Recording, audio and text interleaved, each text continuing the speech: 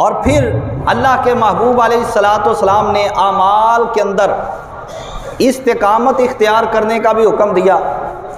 حضرت عائشہ صدیقہ رضی اللہ تعالی عنہا روایت کرنے والی، محبوب خدا صلی اللہ تعالی علیہ وآلہ وسلم نے فرمایا، جان لو اللہ رب العالمین کو سب سے زیادہ پسندیدہ عمل وہ ہے جو ہمیشہ کیا جائے، اگرچہ وہ عمل تھوڑا ہی ہو، عمل نیک ہو، تھوڑا ہو، مگر اس کو بندہ روزانہ کرے، ہمیشہ کرے، اللہ رب العالمین کو یہ عمل بڑا پسند آتا ہے۔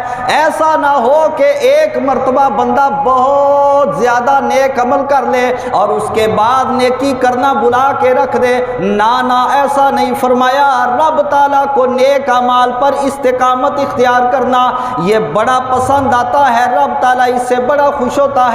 بندہ تھوڑا تھوڑا نیک عمل کرتا رہے مگر اس کو روزانہ کرتا رہے، ہر روز کرے، زندگی کے اندر اس کو بار بار کرے۔